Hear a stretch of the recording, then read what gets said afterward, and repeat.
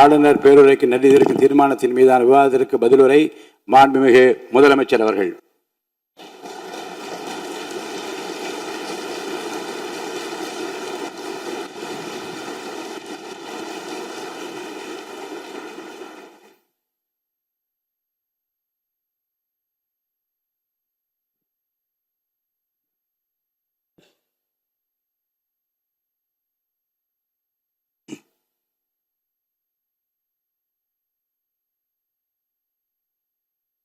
மாண்புமிகு பேரவைத் தலைவர் அவர்களே, மாபெரும் தலைவர்கள் வழிநடத்திய மாண்பும் மாபெரும் வரலாற்று சிறப்பு கொண்ட இந்த சட்டமன்ற பேரவையின் 17வது சட்டமன்ற பேரவைக்கு நம்மையும் நம்ம தமிழக வெற்றி கழகத்தை சார்ந்த சட்டமன்ற உறுப்பினர்களையும் தேர்ந்தெடுத்து அனுப்பின நிரந்தரமாக என் நெஞ்சில் குடியிருக்கும் தாயன்புமிக்க தமிழக மக்கள் அனைவருக்கும் என்னுடைய மனப்பூர்வமான நன்றிகள். 17வது சட்டமன்ற கூட்டத்தொடரின் முதல் ஆளுநர் உரையின் மீதான நன்றி தெரிவிக்கும் தீர்மானத்திற்கு பதிலுரை வழங்க வாய்ப்பளித்த மாண்புமிகு பேரவைத் தலைவருக்கு நம் வணக்கத்தை தெரிவித்துக் கொள்கிறோம். மாண்புமிகு பேரவைத் தலைவர் அவர்களே, இந்த 17வது மாமன்றத்தில் அதிகப்படியான 12 கட்சிகளை சேர்ந்த பிரதிநிதிகள் தேர்ந்தெடுக்கப்பட்டிருக்கும். நாம கொள்கை ரீதியாகவும் நிலைப்பாடு ரீதியாகவும் வேறுபட்டு இருந்தாலும் மக்கள் பணி செய்வதுதான் நம்ம எல்லாருக்கும் பிரைமரியா இருக்கிற ஒரே எய்ம். அந்த வகையில தான் நம்ம எல்லாருமே நம்ம மக்களால் அங்கீகரிக்கப்பட்டு சட்டமன்றத்திற்கு வந்திருக்கிறோம். அதனால நாம கருத்தால் வேறுபட்டாலும் மக்கள் சேவை என்ற நோக்கத்தில் நம்ம மாநிலம் சார்ந்த விஷயங்கள்ல நம்ம எல்லாரும் ஒன்றிணைந்து பயணிச்சா நம்ம தமிழ்நாடு என்னைக்கும் எதிலையும் முதன்மை மாநிலமாக திகழும். ஆளுநர் உரைக்கு நன்றி தெரிவிக்கும் தீர்மானத்தில் பேசின மாண்புமிகு உறுப்பினர்களுக்கு நன்றி. எதிர்த்து பேசினாதான் எதிர்கட்சின்னு ப்ரூவ் பண்ண முடியும்னு நினைச்சுக்கிட்டு பேசின எதிர்கட்சியை சேர்ந்த எதிர்கட்சி தலைவர் உள்ளிட்ட மாண்புமிகு உறுப்பினர்களுக்கும் வணக்கமும் நன்றியும். பதிலுரை வழங்குற அதே நேரத்தில் நம்மளை சட்டமன்ற உறுப்பினராக தேர்ந்தெடுத்த பெரம்பூர் தொகுதி மக்களுக்கு நம்மளோட நெஞ்சார்ந்த நன்றிகள். அதே மாதிரி ராஜினாமா பண்ணிட்டாலும் நம்மளை தேர்ந்தெடுத்த திருச்சி கிழக்கு மக்களுக்கும் இந்த மன்றத்தில் நம்மளோட நன்றியை பதிவு செய்கிறோம். அப்புறம் நம்மளோட அரசியல் பயணத்தை பற்றியும் கொஞ்சம் பதிவு செய்ய விரும்புகிறோம். நாம் ஏதோ ஷூட்டிங்லேருந்து நேராக வந்து சிஎம் ஆன மாதிரியே சில பேர் ஒரு இமேஜ் கிரியேட் பண்ணுறாங்க. அவங்களுக்கு அவங்க ஆசைப்படுற லாங்குவேஜ்லேயே சொல்கிறோம், அது வெறும் ரீல் தான், ரியல் கிடையாது. ஒரு சாதாரண நடிகனாக தான் நம்ம கெரியர் தொடங்குச்சு. அப்புறம் அப்படியே சின்சியராக உழைச்சி மேலே வந்தோம். நம்ம கெரியரில் நாம் மேலே வந்ததுக்கு இந்த விஜய் ஒருத்தன் மட்டுமே காரணம் இல்லை, அவனோட உழைப்பு மட்டுமே காரணம் இல்லை. இந்த விஜயோட உழைப்புக்கும் உயர்வுக்கும் பின்னாடி இருக்கிற ஒட்டுமொத்த தமிழ்நாட்டு மக்களோட அன்பும் அரவணைப்பும் தான் காரணம். ஒவ்வொரு வீட்டில் இருக்க ஒவ்வொருத்தரும் நம்மளை அவங்க வீட்டில் ஒருத்தனா ஏற்றுக்கிட்டது தான் நமக்கு கடவுளும் மக்களும் தந்த மிகப்பெரிய வரம். அதுக்காகவே கடவுளுக்கு சமமான நம்மளோட சொந்தங்களான தமிழக மக்கள் அனைவருக்கும் மீண்டும் மீண்டும் நன்றி. இப்படி நம்மளை தாயன்போடு அள்ளி அரவணைச்ச தமிழ்நாட்டு மக்களுக்கு நாம் எப்படியெல்லாம் துணையாக இருந்தோம், எப்படியெல்லாம் மக்களோட மக்களாக இருந்தோம்னு சொல்கிறேன். 1990ஸ்லேயே ரசிகர் மன்றமாக இருந்தப்பவே மக்களுக்கு துணையாக நிற்க ஆரம்பித்தோம். அதுக்கப்புறம் நற்படி மன்றமாகவும் அதுக்கப்புறம் விஜய் மக்கள் இயக்கமாகவும் மாறி மக்களோட மக்களாக நின்றுக்கிட்டு இருந்தோம். 2008 ஈழத் தமிழருக்கு ஆதரவாக உண்ணாவிரதம் போராட்டம் செஞ்சோம்.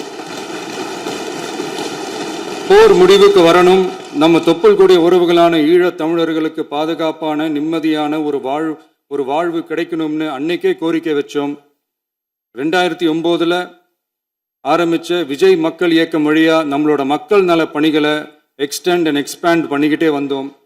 கல்விக்கு துணையாக இருந்தோம், சோஷியல் சர்வீஸ் செஞ்சோம், வெள்ள நிவாரணத்தில் துணையாக இருந்தோம், கொரோனா காலத்தில் மக்களுக்கு தோள் கொடுத்தோம். விலையில்லா விருந்தகம், குருதியகம், முட்டைப்பால் ரொட்டி திட்டம், விழியகம், பயிலகம், நூலகம், இப்படி பல வழியில் மக்களுக்கு துணையாக இருந்தோம். அப்புறம் நம்மளோட திரைப்படங்களில் நம்மளால் முடிஞ்ச வரைக்கும் ஊழல் எதிர்ப்பை சொன்னோம், சமூக நீதியை சொன்னோம், கல்வியை பற்றி சொன்னோம், அரசியலை பற்றி சொன்னோம். அரசியலை பற்றி பேசுனதுனால நம்ம படங்கள் சந்திச்ச இதுவரைக்கும் சந்திக்கிற பிரச்சனையை பற்றி எல்லாருக்குமே தெரிஞ்சது தான். மட்டும் இல்லாமல் 2011 நாகப்பட்டினத்தில் மீனவர் பிரச்சனைகளுக்கு ஆதரவாக ஒரு பெரிய பொதுக்கூட்டம் நடத்தினோம். மீனவர்கள் மீதான தாக்குதலை கண்டித்து பேசி அதில் நம்மளோட எதிர்ப்பை பதிவு செஞ்சோம். 2017 ஜல்லிக்கட்டு போராட்டத்தில் தமிழர் பண்பாட்டு உரிமைக்கான நம்மளோட ஆதரவை தெரிவித்தோம். 2018 ஸ்டெர்லைட் போராட்டம் துப்பாக்கி சூட்டில் பாதிக்கப்பட்ட நம்ம சொந்தங்களை நேரில் சந்தித்து ஆறுதல் சொன்னோம். 2021 உள்ளாட்சி தேர்தலில் விஜய் மக்கள் இயக்க வேட்பாளர்கள் போட்டியிட்டு ஜெயிச்சாங்க. கல்வி விருது விழா நடத்தி சிறந்த மதிப்பெண் பெற்ற மாணவ மாணவிகளுக்கு ஊக்கத்தொகையும் பரிசும் கொடுத்தோம். 2024 தமிழக வெற்றி கழகத்தை ஆரம்பித்த உடனேயே CAA-வை எதிர்த்து அறிக்கை விட்டோம். அரசியல் கட்சி ஆரம்பித்து விழுப்புரம் மாவட்டத்தில் விக்கிரவாண்டியில் நம்மளோட முதல் மாநில மாநாட்டிய வெற்றி கொள்கை திருவிழாவை நடத்தினோம். தந்தை பெரியார், பெருந்தலைவர் காமராஜர், அண்ணல் அம்பேத்கர், வீரமங்கை வேலுநாச்சியார், மக்கள் சேவகர் அஞ்சலை அம்மாள்னு நம்மளோட 5 கொள்கை தலைவர்களை அறிவித்தோம். இந்தியாவிலே 2 பெண் ஆளுமைகளை கொள்கை தலைவர்கள் அறிவித்த ஒரே கட்சி நம்ம டிவிக்கு மட்டும்தான் என்ற பெருமையோடு அறிவித்தோம். பெரியார் சொன்ன மாதிரியே அவர் சொன்னதில் நமக்கு ஏற்புடையதை மட்டும் எடுத்துக்கிட்டோம். அவரோட கடவுள் மறுப்பு கொள்கையில் நமக்கு உடன்பாடு இல்லைன்னு ஓப்பனாக அறிவித்தோம். நமக்கு கடவுள் நம்பிக்கை உண்டுன்னு அறிவித்தோம். யாரோட நம்பிக்கைக்கும் நாம் எதிரானவங்க இல்லைன்னு தெளிவாக அறிவித்தோம். பெண் கல்வி, பெண்கள் முன்னேற்றம், சமூக சீர்திருத்தம், சமூக நீதி, இப்படி பெரியாரோட கருத்துக்களை நிறையவே ஏற்றுக்கிட்டோம்னு அறிவித்தோம். அண்ணல் அம்பேத்கரோட சம வாய்ப்பு, சம நீதி, சமத்துவத்தை ஃபாலோ பண்ணுவோம்னு அறிவித்தோம். பெருந்தலைவர் காமராஜரோட மதச்சார்பின்மையை ஏற்றுக்கிட்டதோட அவரோட நேர்மையான நிர்வாகத்தையே ஒரு கொள்கையாக ஏற்றுக்கிட்டோம்னு அறிவித்தோம். வீரமங்கை வேலு நாச்சியாரோட மண் மீட்பையும் சமூக நல்லிணக்கத்தையும் பின்பற்றுவோம்னு அறிவித்தோம். மக்கள் சேவகர் அஞ்சலை அம்மாளோட விடுதலை வேட்கையையும் மக்களோட வாழ்வாதாரத்துக்காக உறுதியாக நிற்கிறதையும் பின்பற்றுவோம்னு சொன்னோம். எல்லாருக்கும் எல்லாமும் கிடைக்கணும், மதமும் நம் மதம்னு சொல்லி மதச்சார்பற்ற சமூக நீதி தான் நம்ம கொள்கைன்னு அறிவித்தோம். நம்ம கொள்கை எதிரி யாரு, அரசியல் எதிரி யாருன்னு ஓப்பனாக அறிவித்தோம். எல்லாத்துக்கும் மேலே பிறப்புக்கும் எல்லா உயிருக்கும்ன்றத நம்மளோட அடிப்படை அரசியல் கோட்பாட்டாக அறிவிச்சுட்டு தான் அரசியலுக்கே வந்தோம். நம்ம மதுரை மாநாட்டில் நம்மளோட தேர்தல் அரசியல் மற்றும் ஆட்சி அதிகார அரசியல் வழிகாட்டியா அறிஞர் அண்ணாவையும் புரட்சி தலைவர் எம்ஜிஆரையும் ஏற்றுக்கிட்டதா அறிவித்தோம். அப்புறம் இன்னொன்னையும் நாம் இங்கே பதிவு செஞ்சே ஆகணும். எல்லாரும் கட்சி ஆரம்பிச்சுட்டு தான் ஒவ்வொரு வீட்டுக்குள்ளேயும் போவாங்க. ஆனால் நாம் ஒவ்வொரு வீட்டுக்குள்ளேயும் போனதுக்கு அப்புறம் தான் கட்சியவே ஆரம்பிச்சிருக்கிறோம். ஒவ்வொரு வீட்டில் ஒவ்வொருத்தரும் நம்மளை அவங்க பிள்ளையா, மகனா, அண்ணனா, தம்பியா ஏற்றுக்கிட்டதும் இயல்பாக நடந்துச்சு. தமிழ்நாட்டு மக்களோட மனசுக்குள்ளே போகிறதுக்கு நாம பட்ட பாடு நமக்கு மட்டும்தான் தெரியும். இதெல்லாம் புரிஞ்சாலும் புரியாத மாதிரி இருக்கிறவங்க தான் நம்மளை நடிகன் என்று சொல்லியும் நம்ம கட்சியை நடிகன் கட்சின்னு சொல்லியும் சில நக்கல், நையாண்டி இதெல்லாம் பேசுவாங்க. அதை பற்றி நமக்கு கவலை இல்லைன்னு வைங்க. இப்படி நம்ம அரசியல் பயணம் ரொம்ப டிரான்ஸ்பரண்ட்டாக தான் ஆரம்பிச்சிருக்கு. இந்த 2026 தேர்தலில் கூட்டணியே இல்லாமல் தனியாக நின்னோம். மக்கள் நம்மளை தெளிவாக புரிஞ்சுக்கிட்டதாலையும் நம்ம டிவிகே தோழர்களோட உழைப்பாலையும் நாம் 35% வாக்குகளை வாங்கினோம். 1,72,00,000 வாக்குகளோட தமிழ்நாட்டிலேயே தனி பெரும் கட்சியாக வந்தோம். தமிழக மக்களாலையும் நம்மளோட ஆதரவு இயக்கங்களாலையும் இதோ இன்னைக்கு இங்கே நம்ம டிவிகே ஆளும் கட்சியாக உட்கார்ந்துருக்கிறோம். இந்த ஆளும் கட்சியாக ஆனதும் அவ்வளவு சாதாரணமாலாம் நடந்துடல. 2.25 வருஷத்தில் ஆட்சிக்கு வந்துட்டீங்கன்னு ரொம்ப கிண்டலா கேலியா சிலர் பேசுகிறாங்க. எங்களோட இந்த 2.25 வருஷ டிராவலில் எவ்வளவு வலியும் வேதனையும் இருக்குது. நம்மளோட மக்கள் சந்திப்புக்கே அவ்வளவு இடையூறு, அவ்வளவு தடைகள், ஊர் உலகத்தில் யாருக்கும் இல்லாத ஒன்றா நமக்கு மட்டுமேன்னு தனியாக ஸ்பெஷலாக எக்ஸ்க்ளூசிவாக நிறைய நிபந்தனைகள், நெருக்கடிகள், கட்டுப்பாடுகள், நம்மளை சந்திக்க வர்ற மக்களுக்கு சரியான பாதுகாப்பு இல்லாமல், நம்ம கூட்ட நிகழ்ச்சிக்கு போதுமான பாதுகாப்பு இல்லாமன்னு இன்னும் வெளியே சொல்ல முடியாத நிறைய சூழ்ச்சிகள் எல்லாத்தையும் தாண்டி தான் நாம் இந்த இடத்துக்கு வந்திருக்கிறோம். But still miles to go. நம்ம டிராவலில் எல்லாத்துக்கும் முச்சமாக நம்மளோட சொந்தங்கள், நம்மளோட உறவுகள், 41 பேர் கரூர் சம்பவத்தில் இழந்த வேதனை எல்லாம் எப்படி சொல்கிறதுனே தெரியல. நம்ம மனசை விட்டு என்னைக்கும் அந்த வலியும் வேதனையும் நீங்கவே நீங்காது. அதுலேயும் நம்ம மேலேயே பழி போட்ட கொடுமையெல்லாம் இருக்கும் பாருங்க, அதெல்லாம் வேற லெவலுங்க. என்னத்துக்கு அப்படியெல்லாம் செஞ்சாங்கன்னு தெரியல. அரசியல்னா இப்படியெல்லாம் கொடூரமாக இருக்கணுமா என்ன? சரி விடுங்க. இந்த விஜய் இவனோட மக்களுக்காக எதையும் தாங்க தயாராகிட்டான். இவ்வளவு பெயின்ஃபுல்லான நம்ம பொலிட்டிக்கல் டிராவலில் நம்மளோட மிகப்பெரிய ஆறுதலும் பலமும் என்ன தெரியுமா? என் நெஞ்சில் குடியிருக்கும் என்னோட தமிழ்நாட்டு மக்களும், என் உயிருக்கு உயிரான என்னோட தோழர்களும் தான். அவங்களோட பலத்தால தான். அன்னைக்கு 1967 முன்னாள் முதல்வர் மாண்புமிகு அறிஞர் அண்ணா அவர்கள் தலைமையில் அமைஞ்ச சாமானியர்களோட ஆட்சி மாதிரி 1977 முன்னாள் முதல்வர் மாண்புமிகு புரட்சி தலைவர் எம்ஜிஆர் அவர்கள் தலைமையில் அமைஞ்ச மிக சாமானியர்களோட ஆட்சி மாதிரி இதோ இன்னைக்கு அதே வரிசையில் 2026 சட்டமன்ற தேர்தலில் இந்த விஜயோட தோழர்கள் இடம்பெற்ற ஒரு மிக மிக சாமானியர்களின் ஆட்சி அமைஞ்சிருக்கு. வாகை சூடும் வரலாறு திரும்பி இருக்கிறது. இப்படி ஒரு தீர்ப்பை மக்கள் அளித்ததுனால தான் தமிழக வரலாற்றில் ஒரு மகத்தான கூட்டணி ஆட்சியை நாம் அமைச்சிருக்கிறோம். இளைஞர்களால் என்ன செய்ய முடியும், பெண்களால் என்ன செய்ய முடியும்னு கேட்டவங்களுக்கான பதில் தான் இன்னைக்கு அமைஞ்சிருக்கிற நம்ம ஆட்சி. ஒரே ஒரு குடும்பம் மட்டும் முக்கியம்னு சொல்றது நம்மளோட ஆட்சி அதிகார அரசியல் இல்லை. தமிழ்நாட்டில் இருக்கிற ஒவ்வொரு குடும்பமும் முக்கியம்னு சொல்றது தான் நம்ம அரசியல். நம்மளோட ஆட்சி அதிகாரம் அதான் நம்மளோட மனசாட்சி உள்ள மக்களாட்சி. 2026 தேர்தலில் யாராலும் உடைக்கவே முடியாதுன்னு சொன்ன மதத்தை உடைச்சோம், சாதியை உடைச்சோம், முக்கியமா காசு கொடுத்து ஓட்டு வாங்குற ஒரு நச்சு கலாச்சாரத்தையே சுக்கு நூறா தூள் தூளா உடைச்சிருந்தோம். நாம கிளீன் கவர்னன்ஸ் அண்ட் குட் கவர்னன்ஸ்ல உறுதியா இருக்கிறோம். இப்ப மட்டும் இல்லை, எப்பவுமே இப்படிதான் இருப்போம். இதுல 100% இது உண்மைன்றதுனால தான் பாரம்பரியமான தினத்தந்தி பத்திரிகை ஊழலின் ஊற்றுக்கண் அடைக்கப்படுகிறதுன்னு 16/6/2026 அன்னைக்கு ஒரு தலையங்கமே எழுதியிருக்கு. ஒரு தவறு செய்தால் அது தெரிந்து செய்தால் அவன் தேவன் என்றாலும் விடமாட்டேன் என்று எம்ஜிஆர் அன்று பாடினார். அதை இன்று விஜய் செயலில் காட்டுகிறார்னு அந்த எடிட்டோரியல்ல எழுதியிருக்கு. இந்த நேரத்தில் தினத்தந்திக்கு நம்மளோட நன்றியை தெரிவிச்சுக்கிறோம். அரசியலுக்கு வந்து 2 வருஷம்தான் ஆகுது. உங்களுக்கு என்ன தெரியும், உங்களால் என்ன முடியும்னு கேலியா கேட்டவங்களுக்கு தினத்தந்தியோட பதிலை இப்போதைக்கு போதும்னு நினைக்கிறேன். என்னென்னமோ செய்வான்னு சொல்றானே இந்த விஜய், பல வருஷமா இருக்கிற ஒரு பதவி வெறி பிடிச்ச அரசியலை உடைச்சி எப்படி செய்வான்னு நம்ம மக்களை யோசிச்சிருப்பாங்க. இதோ இப்போ நம்ம மக்களுக்கு புரிஞ்சிருக்கும். இப்பவும் சொல்றோம், இது வெறும் ஆரம்பம் தாங்க. இந்த மாபெரும் சபையிலிருந்து கேட்குற மக்களே, நமக்கு கொஞ்சம் அவகாசம் கொடுங்க. இதுக்கு முன்னாடி, அதாவது 2017 கடைசியில இருந்து 2026 ஏப்ரல் வரைக்கும் இருந்த புண்ணியவான்கள் ஆட்சியில ஒவ்வொரு டிபார்ட்மெண்ட்லையும் போட்ட ஏராளமான ஓட்டைகளை அடைச்சிக்கிட்டே படிப்படியா மக்களுக்கு நல்லதையும் செஞ்சுக்கிட்டே வருவோம். அதனாலதான் நமக்கு எதிராக யாரோ சேரவே மாட்டாங்கன்னு நினைச்சவங்கலாம் ஒன்னா சேர்றாங்க. நம்ம ஆட்சிக்கு டேட்டு குறிக்கிறாங்க.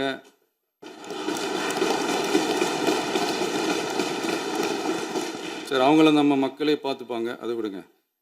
நாம ஆட்சிக்கு வந்து சரியா 40 நாள் ஆகுது. அதுக்குள்ள என்ன செஞ்சீங்கன்னு கேட்குறாங்க. ஒரு லிஸ்ட் ஒன்று சொல்றேன் கேளுங்க.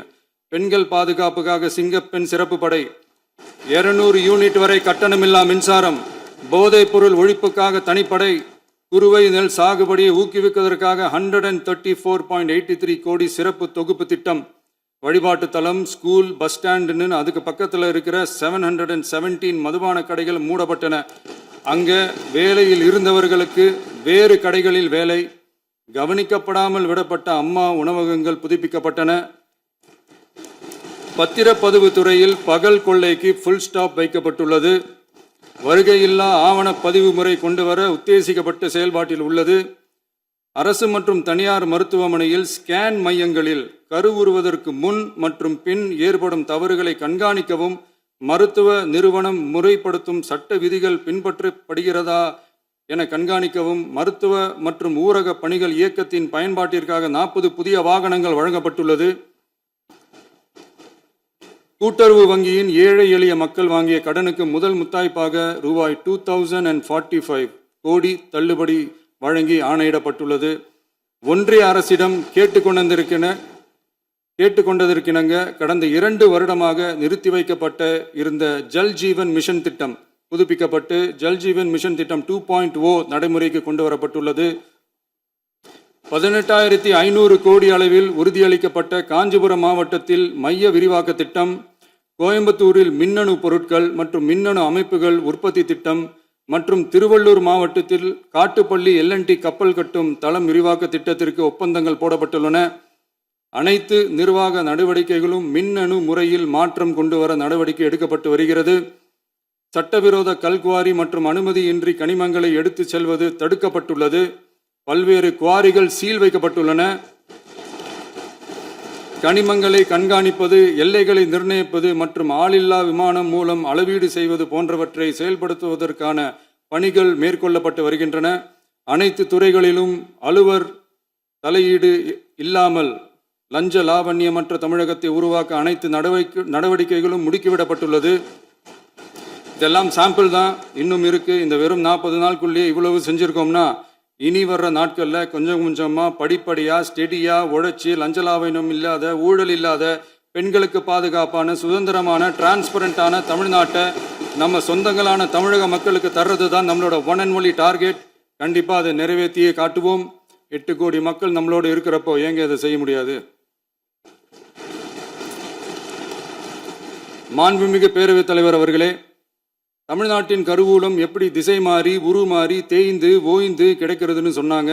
திசை மாறி உருமாறி தேய்ந்து ஓய்ந்துன்னு வசனம் மாதிரி ரைமிங்கா இல்லாம வளமான இலக்கியமா இதே சபையில பேசினவங்களோட திறமையான ஆட்சியில நடந்த நிதி மேலாண்மையை பத்தி வெள்ளை அறிக்கையா வெளியிட்டோம். வெள்ளை அறிக்கை வந்ததிலிருந்தே கண்ணை கட்டுதுங்க. அந்த காலத்துல தான் பிள்ளையோ பிள்ளை தொல்லையோ தொல்லைன்னு சொன்னாங்க. அதே மாதிரி தாங்க அவங்க ஆட்சியாலையும் அவங்களாலையும் இன்னைக்கு தமிழ்நாட்டுக்கே தொல்லையோ தொல்லை. இப்படி ஒரு நிலைமையை உண்டாக்கி வச்சுட்டு இவங்க சொல்றாங்க நமக்கு ஆட்சி செய்ய தெரியாதுன்னு. நம்ம அமைச்சர்களுக்கும் நம்ம சட்டமன்ற உறுப்பினர்களுக்கும் ஒன்றும் தெரியாதுன்னு. ஆமாங்க, எங்களுக்கு தெரியாதுதான். எங்க சட்டமன்ற உறுப்பினர்களுக்கும் அமைச்சர்களுக்கும் மக்கள் பணி செய்ய தெரிஞ்ச அளவுக்கு மக்கள் பணத்தை சுருட்ட தெரியாதுதான்.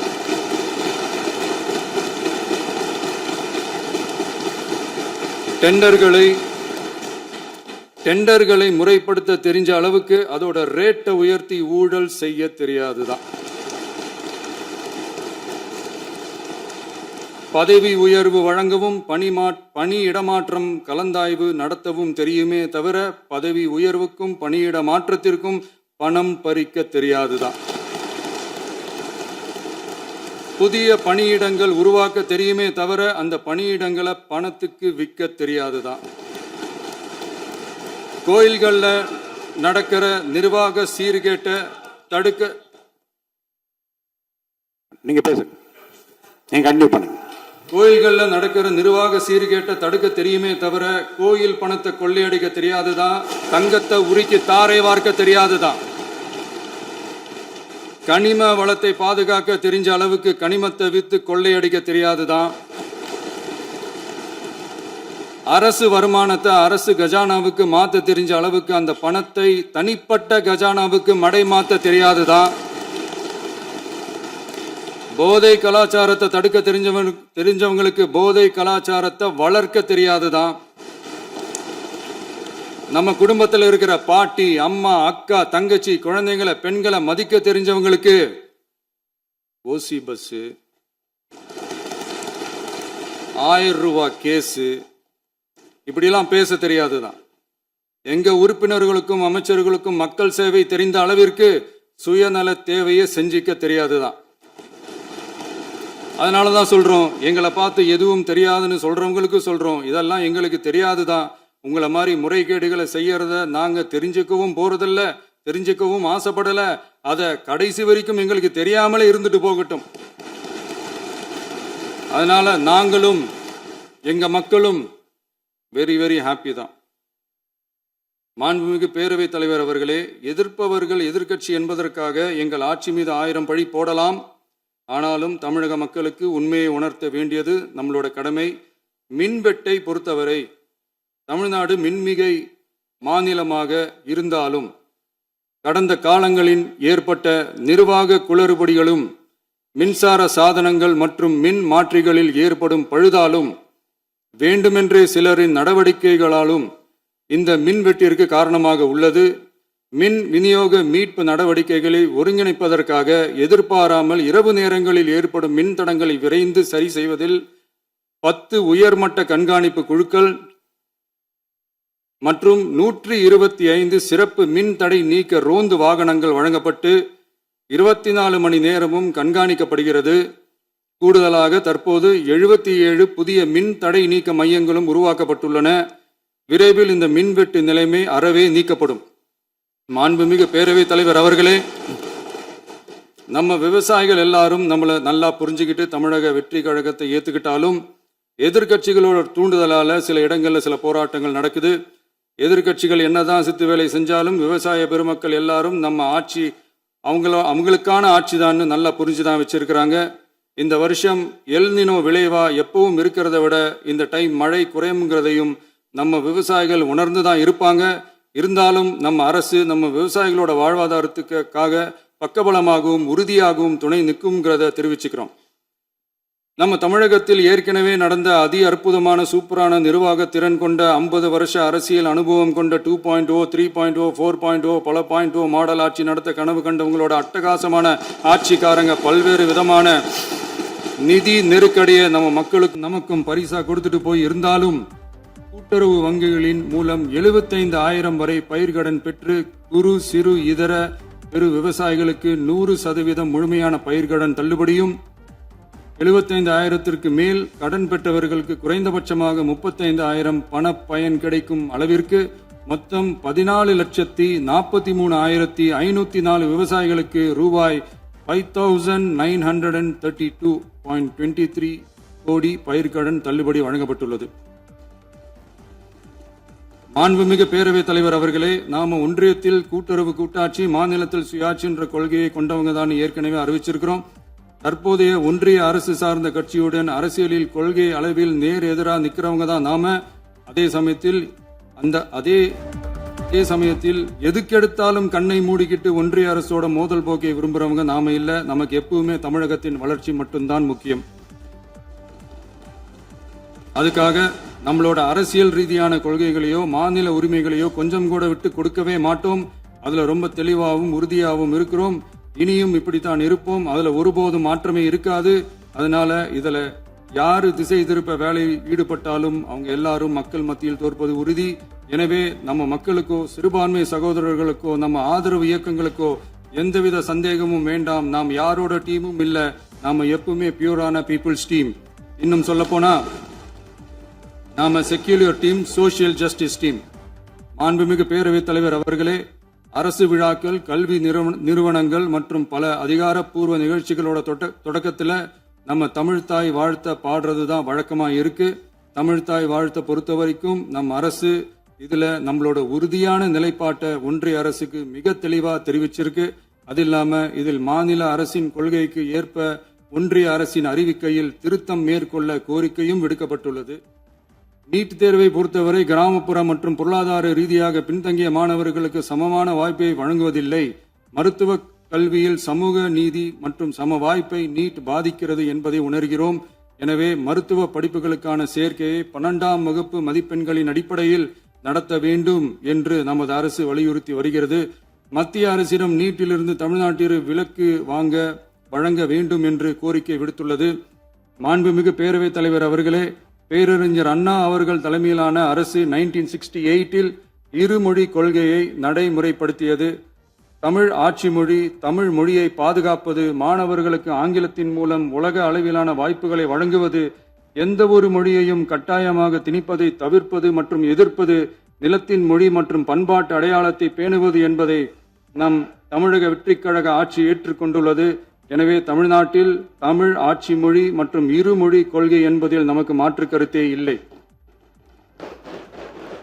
மாண்புமிகு பேரவைத் தலைவர் அவர்களே, கடந்த 11/6/2026 அன்று நடந்த நிதி ஆயோக் கூட்டத்தில் தமிழ்நாடு அரசின் சார்பாக கலந்து கொண்டு வறுமையற்ற தமிழ்நாடு இயக்கம் உருவாக்க தேவையான நிதியையும் தமிழ்நாட்டுக்கு 2 எய்ம்ஸ் மருத்துவமனைகளை தருமாறும், மருத்துவம் மற்றும் பல் மருத்துவ படிப்பிற்கு 12ஆம் வகுப்பு மதிப்பெண் அடிப்படையில் இடங்களை நிரப்புதல் குறித்தும், செயற்கை நுண்ணறிவு தொடக்க நிறுவன வளர்ப்பு மையங்கள் தமிழ்நாட்டில் அமைக்கவும், இளைஞர் திறன் மற்றும் வேலைவாய்ப்பு இயக்கம் செயல்படுத்த வேண்டியும், பெண்கள் தலைமையிலான வளர்ச்சி குறித்தும், மீனவ சமுதாயங்களின் வாழ்வாதாரம் மற்றும் மீன்பிடி படகுகள் மற்றும் மீனவர்களை விடுவித்தல் குறித்து நிரந்தர நடவடிக்கை எடுக்க வேண்டியும், காலநிலை தாங்கும் தன்மை பெருந்திட்டம் 2045 கீழ் விண்வெளி உற்பத்தி மையத்தை தேசிய விண்வெளி உற்பத்தி மையமாக அறிவிக்க கோரியும், தமிழ்நாட்டில் சாலை போக்குவரத்து, நெடுஞ்சாலை மற்றும் ரயில்வே அமைச்சகத்தின் மேம்பாட்டு குறித்தும், அனைத்து கிராமங்களையும் டிஜிட்டல் இணைப்பு வசதி ஏற்படுத்துதல் குறித்தும், கூட்டு குடிநீர் திட்டம் தொடரவும், அரசின் விழாக்களில் தமிழ்தாய் வாழ்த்துக்கான முதலிடத்திற்கான கோரிக்கையும், மேகதாது அணை கட்டுமான நிறுத்தத்தை உறுதிப்படுத்தவும், மாநிலத்தின் மீது மும்மொழி கொள்கையை வற்புறுத்தாமல் புதிய கல்விக் கொள்கையை திணிக்காமல் தமிழகத்திற்கான கல்வித் தொகை ரூபாய் 3284 கோடியை விடுவிக்க கோரியும், ஆண்டுதோறும் 5 லட்சம் இளைஞர்களுக்கு உதவித் தொகையுடன் கூடிய பணியினை தொழில்நுட்ப பயிற்சி வழங்க ஒத்துழைப்பு வழங்குமாறும், ஒகேனக்கல் 3ஆம் கட்ட கூட்டு குடிநீர் திட்டத்திற்கான நிதி ரூபாய் 2283.40 விடுவிக்கவும், வேலை வாய்ப்பு மற்றும் வாழ்வாதாரத்துக்கான உத்தரவாத திட்டத்தின் கீழ் வேலை வாய்ப்புகளை உருவாக்க உடனடி நடவடிக்கை மேற்கொள்ள வேண்டியும் மற்றும் திருக்குறளை தேசிய இலக்கியமாக அறிவிக்குமாறும் தமிழ்நாடு சார்பில் பேசியுள்ளோம் என்பதை தெரிவித்துக் கொள்கிறோம். மாண்புமிகு பேரவைத் தலைவர் அவர்களே, அண்டை மாநிலங்களுடனான நட்புறவு ஒரு மாநிலத்தின் வளர்ச்சிக்கும் நாட்டின் ஒற்றுமைக்கும் மிகவும் அவசியமானது. தமிழ்நாடு தனது அண்டை மாநிலங்களுடன் நதி நீர் பங்கீடு, பொருளாதாரம், கல்வி, கலாச்சாரம் மற்றும் போக்குவரத்து துறைகளில் நல்லுறவை பேணி வருகிறது. பரஸ்பர மரியாதை, ஒத்துழைப்பு மற்றும் கூட்டாட்சி தத்துவத்தின் அடிப்படையில் அண்டை மாநிலங்களுடனான நட்புறவை வலுப்படுத்தவும் நமது ஆட்சியில் காக்கப்படுகிறது. மாண்புமிகு பேரவைத் தலைவர் அவர்களே, சட்டம் ஒழுங்கை பத்தி பேச்சு வந்தது. சட்டம் ஒழுங்கு சரியா இருக்கணும் அப்படின்றதுல எங்களுக்கு மாற்று கருத்தே கிடையாது. கண்டிப்பா லா அண்ட் ஆர்டர் கரெக்டா இருக்கணும், கரெக்டா இருக்கும், இருக்க வைப்போம். அதே மாதிரி பெண்கள் பாதிக்கப்படுறதையும் இங்க யாராலையும் சகிச்சுக்கவே முடியாது. அதுக்கான கடுமையான நடவடிக்கைகள் நம்ம அரசு எடுத்துக்கிட்டு இருக்கிறோம். இந்த சிங்கப்பெண் சிறப்பு அதிரடி படை கூட அதுக்கான ஒரு ஃபர்ஸ்ட் ஸ்டெப் தான். அதே மாதிரி இந்த போதைப் பொருள் நடமாட்டம் அதை கண்ட்ரோல் பண்றதுக்கும் நம்ம அரசு கடுமையான நடவடிக்கைகள் எடுத்துக்கிட்டு இருக்கிறோம். அதையும் கண்டினியூ பண்ணி எடுப்போம். மாண்புமிகு பேரவைத் தலைவர் அவர்களே, இப்ப நான் சொன்ன இந்த பிரச்சனைகள்லாம் 2026 போன மாசம் மே மாசம் 10ஆம் தேதி புதுசா வந்துடல. இதெல்லாம் பல வருஷமா இருக்கிற பிரச்சனைகள் தான், பல வருஷமா கண்டுக்காம விட்ட பிரச்சனைகள் தான். இன்னைக்கு எதிர்கட்சிக்காரங்க அதை பத்தி கேட்கும் போது எனக்கு அது அக்கறையா தெரியல, அவதூறு அரசியலா தான் தெரியுது, பழி போடுற அரசியலா தான் தெரியுது. இப்படி அவதூறு பழி போடுறவங்கள பார்த்து ஒண்ணு தான் கேட்கணும்னு தோணுது. கடந்த 9-10 மாசமா நம்ம ஸ்டேட்ல சட்டம் ஒழுங்கு டிஜிபியே இல்லை. சட்டம் ஒழுங்கு டிஜிபியை போடுங்கன்னு சொல்லி எல்லாம் ஓஞ்சி போயிட்டோம். போன ஆட்சியில் நடந்ததுக்கெல்லாம் இப்பதான் விடையே கண்டுபிடிக்கிறோம் நம்ம ஆட்சியில்.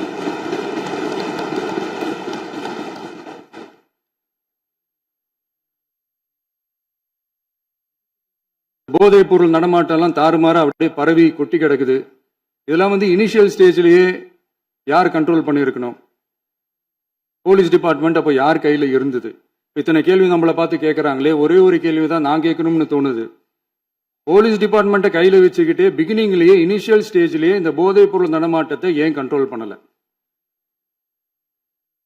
மனசாட்சி உள்ளவங்க இந்த பிரச்சனையெல்லாம் ஏன் நடக்குதுன்றது அவங்களுக்கே நல்லா தெரியும். இன்னைக்கு சட்டம் ஒழுங்கை பத்தி கேள்வி கேட்க கூடாதா அப்படின்னா தாராளமா கேட்கலாம். இது ஜனநாயக அரசு, மன்னராட்சி எல்லாம் கிடையாது, மனசாட்சி உள்ள மக்களாட்சி. அதனால கேள்வி கேட்கலாம், எல்லாருக்கும் எல்லா உரிமையும் உண்டு. விமர்சனம் செய்யலாம், எல்லாருக்கும் எல்லா உரிமையும் உண்டு.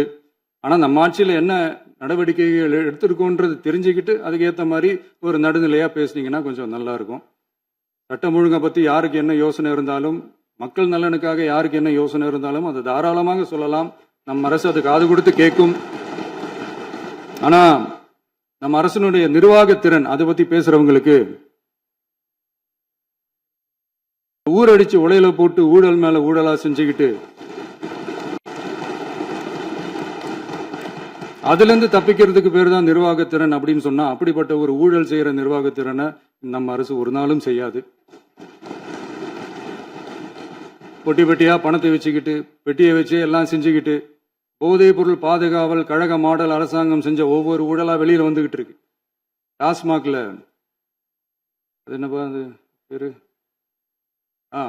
பார்ட்டி ஃபண்ட் கட்சி நிதி அப்படின்ற பேர்ல அடிச்ச கொள்ளையெல்லாம் ஒண்ணா இப்போ கவர்மெண்டோட கஜானாவுக்குள்ள கொண்டு சேர்த்துக்கிட்டே இருக்கிறோம்.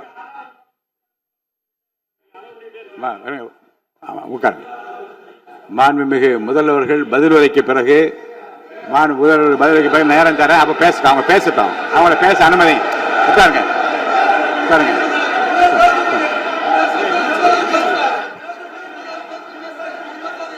மாண்புமிகு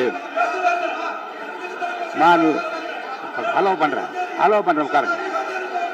மாண்பு உறுப்பினர்கள் நீங்க இங்க உட்காருங்க, அமைதியா உட்காரு. நீங்க எல்லாம் உட்காருங்க. உட்காருங்க உட்காருங்க. மாண்புமிகு நீங்க எல்லாரும் உட்காருங்க. அமைதியா உட்காருங்க. இருங்க, உட்காருங்க. அப்புறம் நீங்க என்ன உட்காருங்க. நான் கொடுப்பேன், உட்காருங்க. நான் பாயிண்டா வர கொடுங்க, நான் கொடுக்குறேன். உட்காருங்க.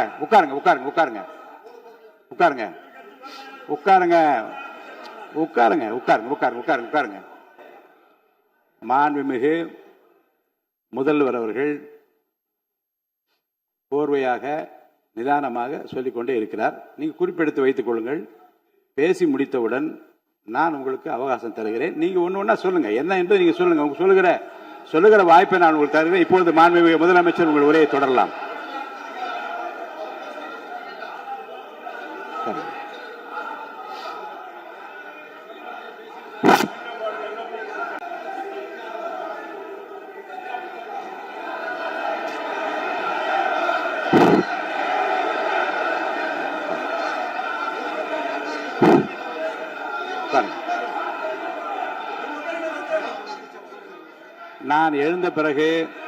நான் எழுந்த பிறகு உட்கார்றதுதான் முறை. உட்காருங்க, எல்லாரும் உட்காருங்க. தேசிய உட்கார். நான் அலோவ் பண்றேன். உட்காருங்க, அமைதியா உட்காருங்க. நான் அலோவ் பண்றேன், அமைதியா உட்காருங்க. அங்க இருந்து குரல் கொடுக்காதீங்க, உட்காருங்க.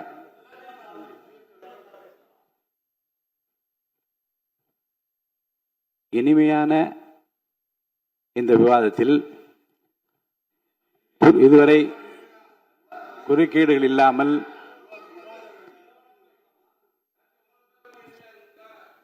கொஞ்சம் அமைதியா இருங்க. மாண்புமிகு முதல்வர் அவர்கள் பேசி முடித்தவுடன் பாயிண்ட் ஆஃப் ஆர்டர் கேட்டிருக்கேன், நான் அனுமதிக்கிறேன்.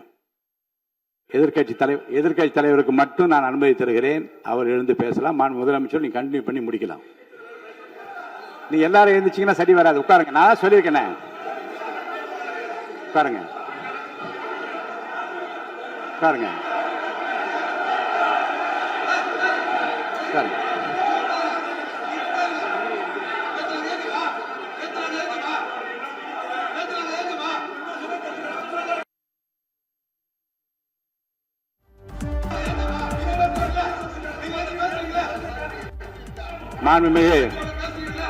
உறுப்பினர்கள் அமைதி காக்க வேண்டும். நேர உரிமையும் விளக்கத்தை பெற்றுக்கொள்ள உரிமை உங்களுக்கு இருக்கிறது.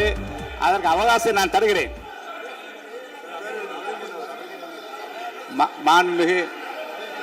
மாண்புமிகு உறுப்பினர் அமருங்க.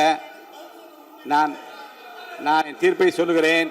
மாண்புமிகு முதலமைச்சர் அவர்கள் பேசி முடித்தவுடன் எதிர்க்கட்சி தலைவருக்கு அந்த வாய்ப்பை நான் தருகிறேன். நிச்சயமா அந்த கேள்வி கேட்கலாம். உட்காருங்க எல்லாரும். பேரவை முன்னவர் பேசுங்க. மாண்பு பேரவைத் தலைவர் அவர்களே, இன்று இவர்கள் முயற்சி செய்வது, அவர் ஆளுங்கட்சியாக இருக்கின்ற போது, இருங்க நான் சொல்லிடுறேன் ப்ளீஸ். ஒரே நிமிஷம் நான் சொல்லிடுறேன் ப்ளீஸ். ஆளும் கட்சியாக இருக்கின்ற போது நீங்கள் சொன்ன ஒரே வார்த்தை, நாங்கள் பேசி முடித்ததற்கு பிறகு குறிப்பிடுத்துவிட்டு நீங்கள் எந்த கேள்வி வேண்டுமானாலும் கேட்கலாம் என்று ஒரு முறையை நீங்கள் பின்பற்றினீர்கள். அதே முறையை இப்போது பின்பற்ற வேண்டும் என்று கேட்டுக்கொள்கிறேன். பள்ளிக்கல்வித்துறை அமைச்சர். மாண்புமிகு பேரவைத் தலைவர் அவர்களே, நேற்றைய தினம் கூட எதிர்க்கட்சி தலைவர் சொன்னதை முழுமையாக கேட்டு இறுதியில் ஒரு வாய்ப்பு தந்தீங்க. அதுவும் இல்லாம இந்த நேரத்தில் நேரலையில் நீங்களும் பாக்குறீங்க, அங்கிருந்து ஏழை உரிமையில் விழித்து இந்த பக்கம் இருக்க உறுப்பினர்களை பார்த்து ஏழை அப்படின்னு உரிமையில் விழிப்பதை உங்கள் மூலமாக கண்டிக்கிறேன். அந்த வார்த்தையை அவை குறிப்பிலிருந்து நீக்கணும். கண்ணியம் காத்து முதல்வர் முழுமையாக பேசுவதை காத்து கண்ணியம் காத்து இந்த சபைக்கு ஒரு மரபு இருக்கிறது, அதை மூத்த உறுப்பினர்கள் பின்பற்றபடி உங்கள் மூலமாக கேட்டுக்கொள்கிறேன். மாண்புமிகு முதலமைச்சர் அவர்கள் உரையை தொடரலாம். நான் தரேன். நான் உறுதியாக மாண்புமிகு முதலமைச்சர் அவர்கள் பேசி முடித்தவுடன் எதிர்க்கட்சி தலைவருக்கு அந்த வாய்ப்பு தரப்படும் என்பதை உறுதியாக சொல்லிவிட்டேன். இடையிலே குறுக்கீடு செய்யாமல் அந்த பேச்சு முழுமையாக பேசி முடிக்க நீங்கள் அனுமதி வழங்க வேண்டும் என்று கேட்டுக்கொள்ளுங்க. அமைதியா உட்காருங்க, அவங்க பேசி முடிக்கட்டும், நீங்க கேளுங்க. நான் என்ன சொல்றேன், கேட்கிற உரிமையும் விளக்கத்தை கேட்டு பெற உரிமையும் உங்களுக்கு இருக்கிறது. ஆனா இடையிலே குறுக்கீடு செய்யாமல் அதை முடிக்கும்படி நான் கேட்டுக்கொள்கிறேன். மாண்புமிகு முதலமைச்சர் அவர்கள் தொடர்ந்து நீங்க பேசலாம்.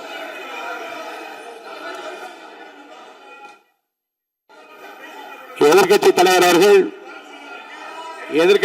அவர்கள் உங்கள் கட்சியினுடைய உறுப்பினரை அமைதிப்படுத்த வேண்டும் என்று நான் கேட்டுக்கொள்கிறேன். உங்களுக்கு வாய்ப்பு தரவில்லை என்றால் அவர் எழுந்து நிற்பதில் நியாயம் இருக்கிறது. வாய்ப்பு தரப்போகிறேன். நான் முதலமைச்சர் அவர்கள் பேசி முடித்தவுடன் உங்களுக்கு வாய்ப்பு தரப்படும். அது வரைக்கும் உங்களுடைய உறுப்பினரை அமைதி காக்க நீங்கள் தான் பார்த்துக் கொள்ள வேண்டும். மாண்புமிகு அவை முன்னவர். மாண்புமிகு பேரவைத் தலைவர் அவர்களே, அவர் அப்போது சொன்னது வேறு, இப்போது நடந்து கொள்கிற முறைகள் வேறாக இருக்கிறது. அன்றைக்கு அவர் சொல்லுகிற போது அமைச்சர் அத்தனை பேரும் பேசி முடித்ததற்கு பிறகு உங்களுடைய கருத்துக்கள் ஏதாவது மறுபடியும் தெரிவிக்கலாம். இப்போது பின்பற்றினால் நன்றாக இருக்கும். நீங்கள் அதற்காகத்தான் சொன்னீர்கள்.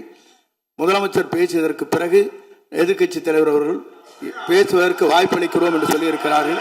ஆகவே அந்த வாய்ப்பை நீங்கள் இல்ல அது பதில் சொல்லணும்னு கேட்டிருக்காங்க. பதில் சொல்லணும் தான் சொல்லியிருக்காங்க. பதில் சொல்லினா தாங்க பிரச்சனை. இல்ல அப்படி இல்லை. ஆகவே இல்ல நேற்றைய தினம் நீங்கள் அப்படி பேசிக்கொண்டது ஆறாவது இல்ல நேற்றைய தினம் உங்கள் பேசுகிற போது ஆறாவது குறுக்கிட்டார்களா? நீங்கள் பேசுகிற போது யாருமே குறுக்கிடவில்லை. நீங்க எவ்வளவு பேசினீர்கள், எவ்வளவு வார்த்தைகள் பேசினீர்கள் என்பதெல்லாம் எங்களுக்கு தெரியும்.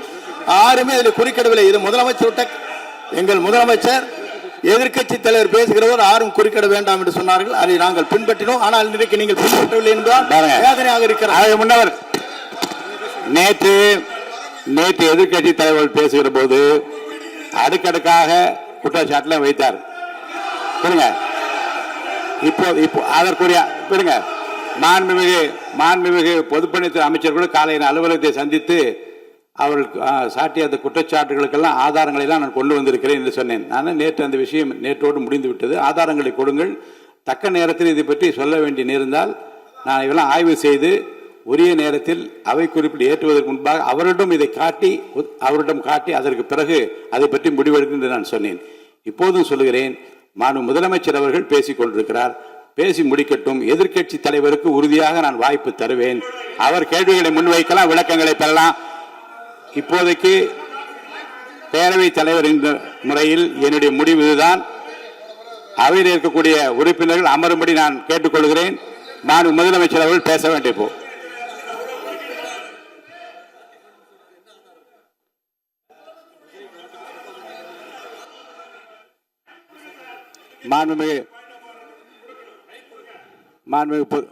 இருங்க.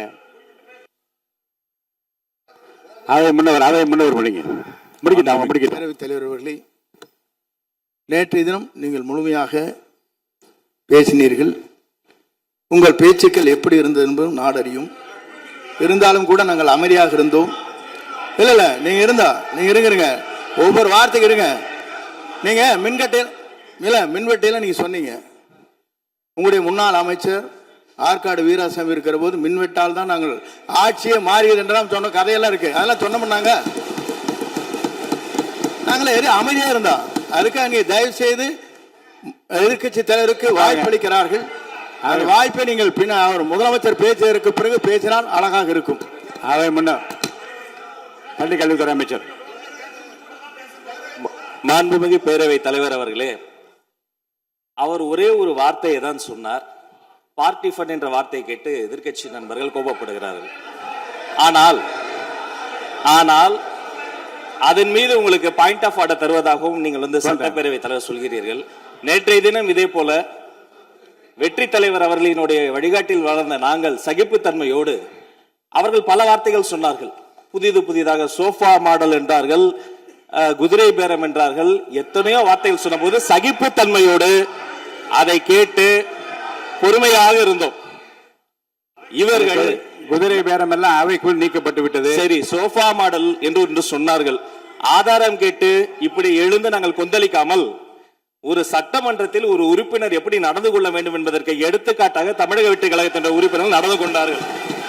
இப்போது மதிப்பிற்குரிய எதிர்க்கட்சி தலைவர் அவர்களை உங்கள் ஊடாக நான் கேட்பது என்னவென்றால், அவர்களினுடைய கட்சி உறுப்பினர்களை அவர் அமைதிப்படுத்தி முதல்வர் அவர்கள் உரையை முழுமையாக கேட்டு சகிப்புத்தன்மைக்கு சட்டமன்றத்தில் இந்த பக்கம் மட்டுமல்ல அந்த பக்கமும் எடுத்துக்காட்டாக இருப்பதற்கு அவர் வழிவகை செய்ய வேண்டும் என்று உங்கள் மூலமாக கேட்டுக்கொள்கிறேன். பொதுப்பணித்துறை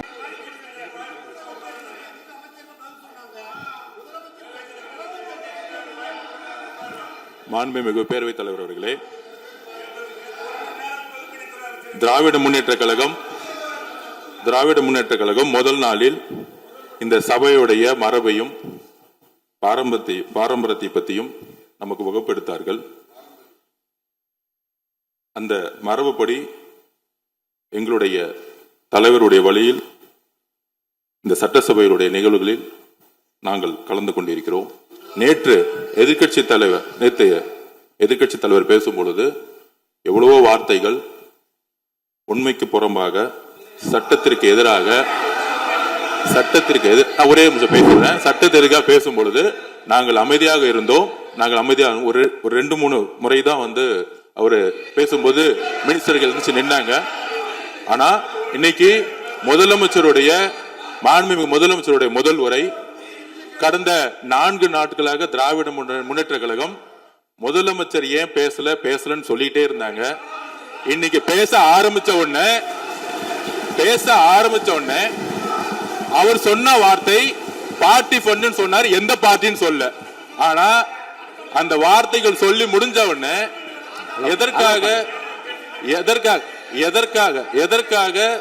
எதற்காக முதலமைச்சருடைய பேச்சை இவங்க வந்து குறுக்கிறாங்கன்னு தெரியல. நீங்கள் சொன்னதுபடி முதலமைச்சர் பேச வேண்டும். பேசிய பின்பு கருத்துகளுக்கு பதிலளிக்க அவர்கள் பதிலளிக்கும், நாங்களும் பதிலளிக்க தயாராக இருக்கிறத பதிவு பண்றோம். மாண்பு முதலமைச்சர் அவர்கள்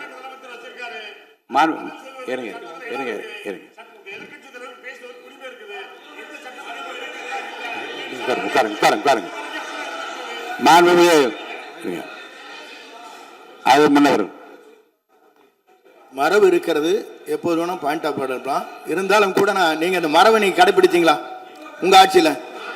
நீங்க முன்னவர் முன்பு எப்படி நடந்தார் என்பதை பற்றியோ முன்பு நடந்த நிகழ்வுகள் பற்றியோ நீங்கள் சொல்லி மீண்டும் இந்த அவையினுடைய மாண்பை குறைக்க வேண்டாம் என்று நான் கேட்டுக்கொள்ள வேண்டாம். இப்போது உள்ள பிரச்சனை, மாண்பு முதலமைச்சர் அவர்கள் தன்னுடைய பேச்சை உறுதி செய்து முடிக்க வேண்டும். அவர் முடித்த பிறகு எதிர்க்கட்சி தலைவருக்கு நான் நிச்சயமாக வாய்ப்பு தருவேன். அவர் கேள்வி கணைகளை தொடுக்கலாம், சந்தேகங்களை கேட்கலாம், விளக்கம் தருவதற்கு மாண்பு முதலமைச்சர் அவர்கள் தயாராக இருக்கின்றார். அமைதியாக அமரும்படி நான் கேட்டுக்கொள்கிறேன். இப்போது நான் அனுமதிக்க முடியாது. மாண்பு முதலமைச்சர் உரையை தொடரலாம்.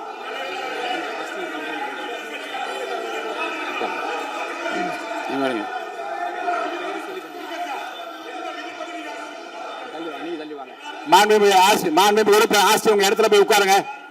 மாண்புமிகு உறுப்பினர் ஆஸ்டின், நீங்க ஒரு மூத்த உறுப்பினர், சபை விதிகளை நன்கு தெரிந்த ஒரு உறுப்பினர், நீங்க போய் இடத்துல உட்காருங்க. முதல்ல மாண்புமிகு முதலமைச்சர் அவர்கள் உரையை தொடரலாம். இப்போது எந்த விதமான பாயிண்ட் ஆஃப் ஆர்டர்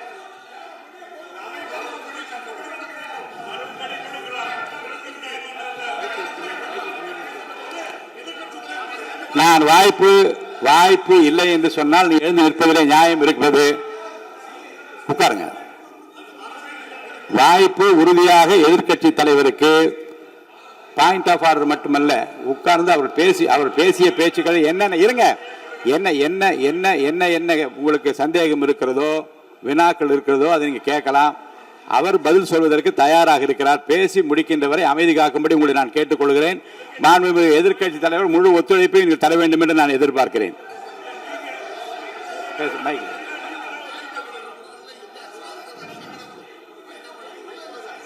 கொடுங்க.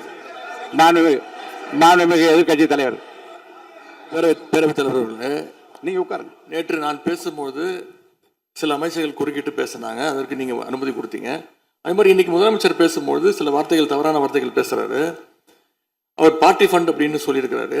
அவர் அமைச்சர் அந்த பார்ட்டி ஃபண்ட் எந்த பார்ட்டின்னு கூட சொல்ல தைரியம் இருந்தால் சொல்லுங்க, நாங்கள் அதெல்லாம் ஃபேஸ் பண்ண தயாரா இருக்கோம். எதையும் ஆதாரத்தோடு எதையும் பேசுங்க. இங்க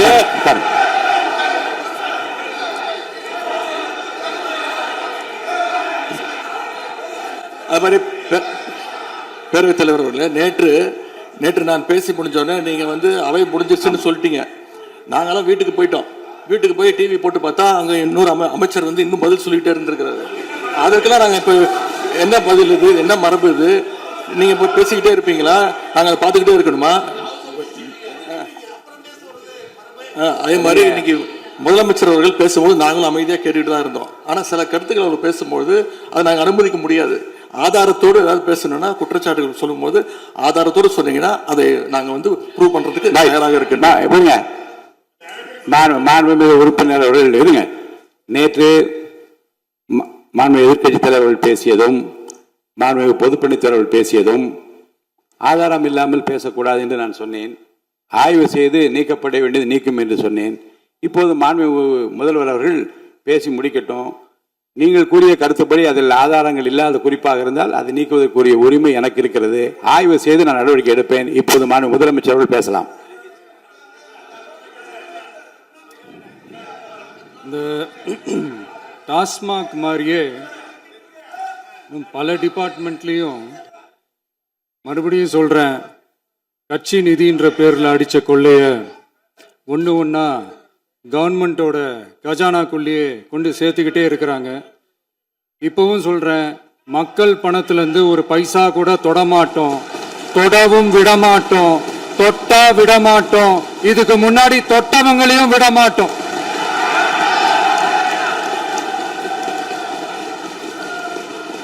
ஒவ்வொரு ஊழலா வெளியில வரும் போலே, ஒவ்வொரு வேஷமா கலைஞ்சிரும் போலே, இங்க இருக்கிற நிறைய பேரு நடுங்கி போய் இதுல நம்ம மேல அவதூறு வேற. இப்ப புதுசா ஒரு வெப்பன் ஒண்ணு கொண்டு வந்திருக்காங்க. அது என்ன தெரியுமா? அவங்க தயவால தான் நம்ம ஆட்சி நடக்குதான். மக்கள் தயவால இந்த ஆட்சி நடந்துகிட்டு இருக்கு. மனசாட்சி உள்ள சக்திகளோட ஆதரவால இந்த ஆட்சி நடந்துகிட்டு இருக்கு. அனுப்பி வச்சோம், நாங்க தான் அனுப்பி வச்சோம் அப்படின்றாங்களே. அனுப்பி வச்சவங்களுக்கு மினிஸ்ட்ரியில இடம் கொடுத்தா ஏன் கதறீங்க? ஏன் இவ்வளவு கோபம்? ஏன் இவ்வளவு கதறல்ஸ்? இதுல இன்னொரு முக்கியமான விஷயம், மார்க்சிஸ்ட் கம்யூனிஸ்ட் கட்சி நமக்கு ஆதரவு கொடுத்தது சுயேட்சையா எடுத்த முடிவுன்னு சொல்றாங்க. அதே மாதிரி இந்திய கம்யூனிஸ்ட் கட்சி நமக்கு ஆதரவு கொடுத்தது சுயேட்சையா எடுத்த முடிவுன்னு சொல்றாங்க. இதுல எங்க இருந்து நாங்க தான் அனுப்பி வச்சோம்னா புரியலையே. மக்களுக்கு நல்லா புரியும், எல்லாத்தையும் தெளிவா பார்த்துக்கிட்டு இருக்கிறாங்க.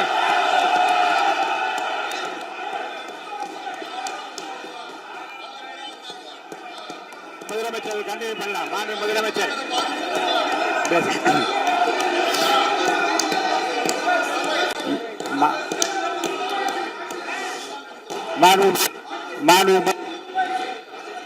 முதலமைச்சர் கண்டினியூ பண்ணலாம். நீங்க கண்டினியூ பண்ணலாம்.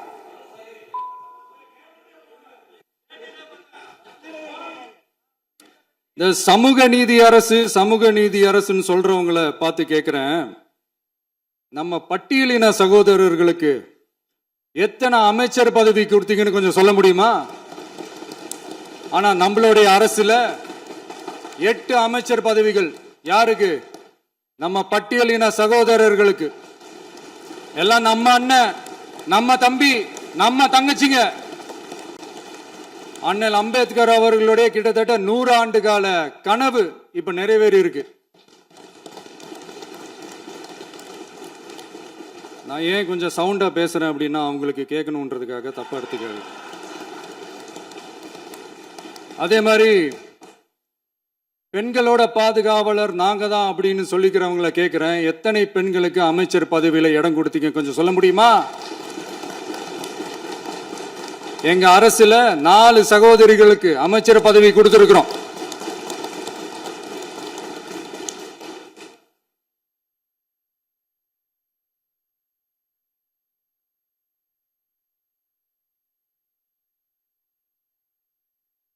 அதனால 4 சகோதரி மக்களால் நிராகரிக்கப்பட்டு மக்களால் அகற்றப்பட்டவங்களுக்கு ஒன்னே ஒன்று சொல்லிக்கிறோம், தப்பே செய்ய மாட்டோம், ஊழலே செய்ய மாட்டோம், நேர்மையா தான் இருப்போம், நியாயமா தான் இருப்போம் அப்படின்னு சொல்றவங்களால மட்டும்தான் கூட்டணி ஆட்சி அமைக்க முன்வரும். ஆட்சியிலையும் பங்கு அதிகாரத்திலையும் பங்கு கொடுக்க முன்வரும். ஊழல்லையே ஊறி போனவங்களால இந்த கூட்டணி ஆட்சியோ ஆட்சியிலையும் பங்கு அதிகாரத்திலையும் பங்கு கொடுக்க முன்வராது. மெஜாரிட்டி இருந்தாலும் தரமாட்டாங்க, மெஜாரிட்டி இல்லைனாலும் தரமாட்டாங்க. கேட்டா ரெடிமேடா ஒரு பதில் ஒன்று வச்சிருப்பாங்க, கூட்டணி ஆட்சியை மக்கள் விரும்ப மாட்டாங்கன்னு. அதே மக்கள் தான் இப்ப அவங்கள பார்த்து சிரிக்கிறாங்க. நான் பதவி ஏற்ற அன்னைக்கு கொஞ்சம் டைம் அவகாசம் கேட்டேன். எதுக்கு கேட்டேன்? நிதி நிலைமைலாம் கொஞ்சம் மோசமா இருக்குது, அதெல்லாம் கொஞ்சம் சரி செஞ்சுக்கிட்டு படிப்படியாக கொஞ்சம் கொஞ்சமாக நான் கொடுத்த வாக்குறுதிகள்லாம் செயல்படுத்துவேன், அதுக்காக கொஞ்சம் டைம் அவகாசம் கேட்டேன். நான் ஏதோ வேற எதுக்காகவோ வேற யாருக்காகவோ ஏதோ அவகாசம் கேட்ட மாதிரி. அடுத்து இங்கே சபையில் இல்லாதவங்களை பற்றி பேச வேண்டாம்னு நினைக்கிறேன்.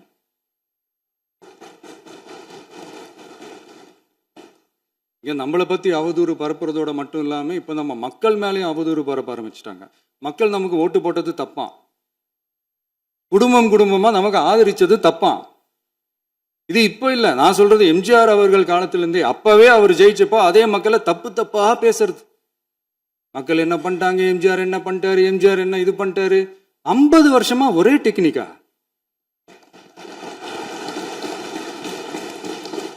டெக்னாலஜி எல்லாம் மாறி வேற எங்கேயோ போயிட்டு இருக்கு பஸ். இதுல கொஞ்சம் டெக்னிக்காச்சும் கொஞ்சம் மாத்தினா கொஞ்சம் நல்லா இருக்கும். அதனால மக்களுக்கு யூஸ்ஃபுல்லா இருக்கிற மாதிரி இந்த ஆக்கப்பூர்வமான கருத்துக்களோ ஆக்கப்பூர்வமான யோசனைகளோ இருந்தா சொல்லுங்க, அதை நாங்கள் டெஃபரெண்டாக எடுத்துக்கிறோம். ஆனால் அதை விட்டுட்டு இந்த நக்கல் நையாண்டி சம்பந்தம் இல்லாத பேச்சு இதெல்லாம் பேசிட்டு அப்புறம் முதல்வர் பதில் சொல்லலை, முதல்வருக்கு பதில் சொல்ல தெரில அப்படின்னா அப்புறம் என்ன சோஃபா மாடல் ஆட்சியா? அது என்னன்னு புரியறதுக்கு எனக்கு ரொம்ப நாள் ஆச்சு. இந்த sofa set, table chair, teapoy, furniture பிஸ்னஸ்லாம் வேற எங்கேயா வெளியில போய் பண்ண சொல்லுங்க. அப்படி அந்த பிஸ்னஸ் தான் பண்ணணும்னா நிறைய பிஸ்னஸ் பண்ற மாதிரி வெளியில போய் பண்ண சொல்லுங்க, இங்க சட்டசபைக்குள்ள வேணாம். அதனால ஆக்கப்பூர்வமான கருத்துக்கள் இருந்தா சொல்லுங்க, டெஃபினட்டா அது சரியா இருந்தா நாங்க ஏத்துக்கிறோம். எனக்கு ஒரு குட்டி கதை ஒன்று ஞாபகம் வருது, சொல்லாமா? ஒரு ஊர்ல ஒரு பெரியவர் வெயில் ரொம்ப ஜாஸ்தியா இருக்குன்னு சொல்லிட்டு கண்ணுக்கு மேல கை வச்சுக்கிட்டு இப்படி சுத்தி முத்தி தேடிக்கிட்டு இருந்தாராம். அப்ப கூட இருந்த ஒரு சின்ன பையன் என்ன தேடுறீங்க அப்படின்னு கேட்டானா. அதுக்கு அந்த பெரியவர் சொன்னாரா, அது ஒண்ணு இல்ல தம்பி, உங்க அப்பா இங்கதான் இருப்பாருன்னு சொன்னாங்க, அதான் தேடிக்கிட்டு இருக்கேன், எங்க உங்க அப்பாவையா காணோம்?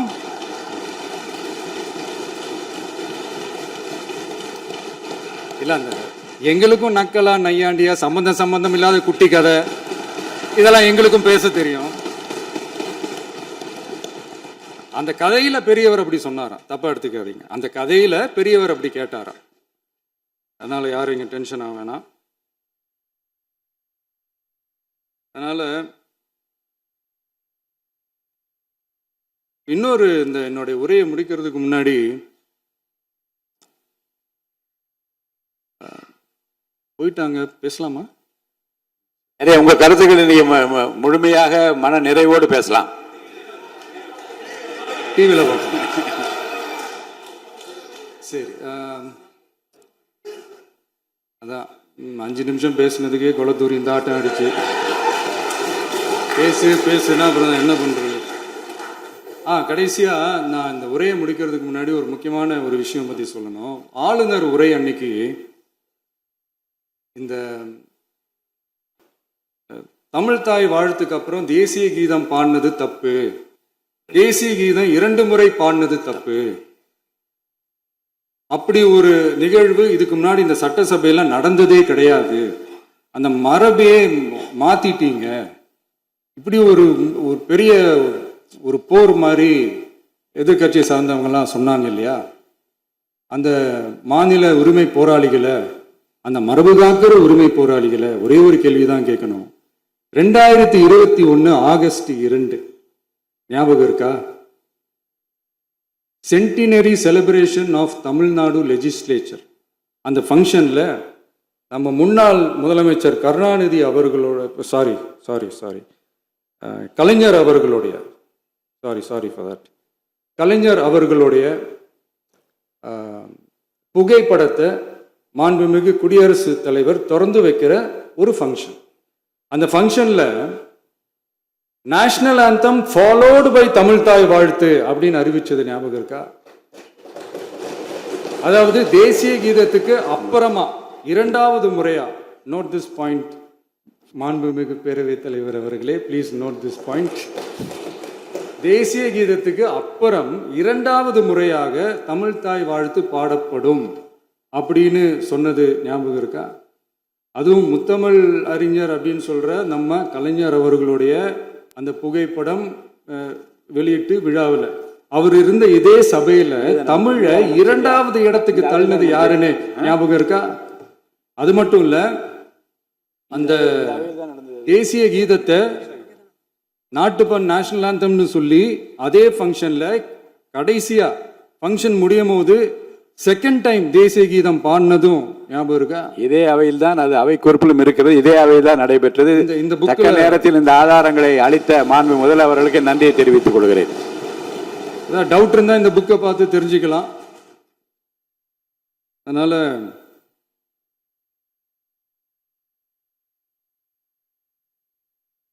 இதெல்லாம் கேட்டாங்கன்னா அது ஜனாதிபதி கலந்துகிட்ட ஃபங்க்ஷன், அதெல்லாம் அப்படிதான், அதெல்லாம் கண்டுக்க கூடாது அப்படின்னு சொல்லுவாங்க. இதே மாதிரி தான் பேசுறது ஒன்று, செய்யறது ஒன்று, செய்யறது ஒன்று, பேசுறது ஒன்று. இதெல்லாம் மக்கள் பார்த்துக்கிட்டு இருக்காங்க. எலெக்ஷனுக்கு முன்னாடி தான் அப்படி செஞ்சுக்கிட்டு இருந்தாங்க, இப்போ எலெக்ஷனுக்கு அப்புறம் அதே தான் செய்கிறாங்க. இந்த விஜயையும் சாமானியர்களின் உண்மையான சமூக நீதி அரசையும் அவமானப்படுத்துறதுக்கு தான் அவங்களோட அந்த பொலிட்டிக்கல் சீனியாரிட்டி அது பயன்படுத்துது போல. சரி, செய்யட்டும் செய்யட்டும், நல்லா செய்யட்டும். இப்போ ஆனாலும் நம்மளுடைய மாநில உரிமை, மொழி உரிமை, உத்தம உத்திரர் போல வேஷம் போடுற எதிர்கட்சிக்கு ஒன்றை மட்டும் ஆணித்தரமாக சொல்றோம். உங்களை மாதிரி தமிழ்னு சொல்லிக்கிட்டு, மொழி, பண்பாடு, கலாச்சாரம்னு சொல்லிக்கிட்டு ரெட்டை வேஷம் போடுறவங்க நாங்க கிடையாது. உலகெங்கும் வாழும் என் தமிழ் சொந்தங்களுக்கு நம்முடைய உத்தரவாதம் தமிழ் தான் எங்க உயிர் நாடி அப்படின்றத மறக்க மாட்டோம். இப்பவும் சொல்றோம், மாநில உரிமையில எப்பவும் உறுதியா இருப்போம். அதே சமயத்துல அரசியல் வேற, ஒன்றிய மாநில அரசுகளுக்கு இடையே இருக்கிற நிர்வாக அணுகுமுறை வேற. இதுல நாங்க ரொம்ப தெளிவா இருக்கிறோம். அதனால எங்களுக்கு பாடம் எடுக்கிறதா நினைச்சுக்கிட்டு உங்க வேஷத்தை நீங்களே கொஞ்சம் கொஞ்சமா கலைச்சிக்கிட்டே வர்றீங்க, மறந்துடாதீங்க. அப்புறம் நேற்று எதிர்கட்சி தலைவர், மாண்புமிகு எதிர்கட்சி தலைவர் பேசும்போது நிறைய பேசினாங்க. அதுல ஒன்று மட்டும் அரசு சொல்றதா நினைச்சுக்கிட்டு நம்மளை இன்டைரக்டா ஈவில் அப்படின்ற அந்த வார்த்தையை யூஸ் பண்ணாங்க. எனக்கு ஒன்று தான் சொல்லணும்னு தோணுது. ஈவில்ஸ்னு டெவில்ஸ் பேசக்கூடாது.